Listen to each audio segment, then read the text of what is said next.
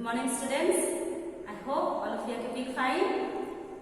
So today we are going to study English literature. Very interesting story. Which story?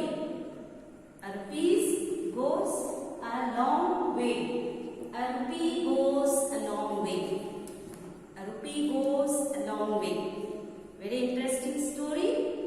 Now let us learn about the writer. Who has written this story? Who has written? Ruskin Bond. Writer is Ruskin Bond. So let's know about him. Ruskin Bond is an Indian writer who has played a very important role in the growth of the children's literature, and he has written several novels, stories, also poems, and most of his writing is influenced by his own life in the hill stations at the foothills of the Himalayas, where he spent his childhood. Okay, so in this chapter 3, a rupee goes a long way. You can see the picture, 1 rupee coin. How it goes a long way. For what? Now, who is the main character in this chapter, in this story? Main character is a boy called Ranji. No? Yes. Now, this boy had so much desire to eat jalebis. He had so much desire to eat jalebi. And he had only 1 rupee coin. And with that, he wanted to buy jalebis. So, by taking this 1 rupee coin, he had this old 1 rupee coin. But still he had the desire to buy jalebis. So, he goes to the shop. Which shop? What is the name of that shop? Jamuna Sweet Shop. He goes to this shop. Okay, Jamuna Sweet Shop to buy jalebis. To buy jalebis. Yes, there are many sweets, but he wanted to eat jalebis. So he goes to this shop, and when he goes there, just he puts down 1 rupee coin on the counter, and when the shopkeeper sees that coin, he just looked at it carefully, and he tells that coin was of no use, went out of use. Shopkeepers tell him, this coin went out of use. Went out of use means, at the time people stopped using the coins. Maybe that old coin.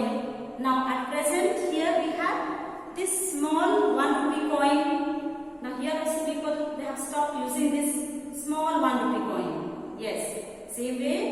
At that time also, people have stopped using the old coins. Okay, so he was discouraged by the shopkeeper because he told him that coin will not work and he won't give him jalebi. So with that sad face, he moves out from that shop and goes on the way. As he goes, he comes across a market. Okay, so as he was in the market, someone calls from behind, very familiar voice. Ranji, where are you going? But he recognizes that voice, but he had not seen from behind who was calling him. And when the particular person, one who was calling, comes near to him, he looks back and finds that he was his own friend. Who was his friend? Mohinder Singh. Okay? And Mohinder Singh was carrying, what he was carrying? He was carrying a fishing rod. Okay? Man-made fishing rod. He was carrying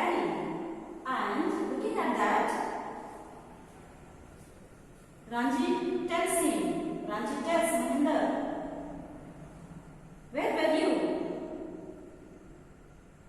And he answers, Mohinder tells him, I have been fishing all morning. I have been fishing all morning. That means he had gone to the canal for fishing.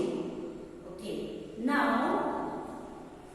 since Ranjit could not buy jalebi, with what ₹1 he could not buy, and now he gets an idea, telling Mohinder Singh that please give me your fishing rod. Please give me your fishing rod. And Mohinder tells him, it is of no use for you. You may just lose it or break it. But he answers, Ranjit tells him, it's okay, I'll manage. And he tells that, but I am having only ₹1. Can you give me with this ₹1 and lend me this fishing rod to me? Ranjit tells him.